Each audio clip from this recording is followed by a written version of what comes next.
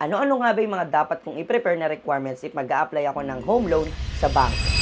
So before we dive in that topic, alamin muna natin ano nga ba yung main goal sa mga requirements na ito? Ba't ito hinihingi ng mga bangko or ng loan department? Itong mga requirements na to is actually katunayan lang natin na kaya nating bayaran yung kinukuha nating loan sa kanila. Ito yung mga dapat mong i-prepare. So una, dapat ikaw ay legal age, at least 21 years old to 65 years old. Bakit naman hanggang 65 lang, Sir Carwin? Ito sa Pilipinas kasi, retired na yung mga ganong edad. So technically, sa mata ng bank, kapag nasa ganong edad ka na is wala ka ng source of income. So that means hindi ka na maa-approve sa kinukuha mong loan kasi wala kang may papakita na source of income kung paano mo siya babayaran. And alam naman natin na kapag 65 years old na ang isang tao is medyo malapit na. Pangalawa, meron kang 2 valid IDs na ipapakita na naka-address dito sa Pilipinas. So, dapat valid siya. Mas maganda if yung mga ID na hindi na expired kagaya ng PIN number. Kasi kailangan nyo rin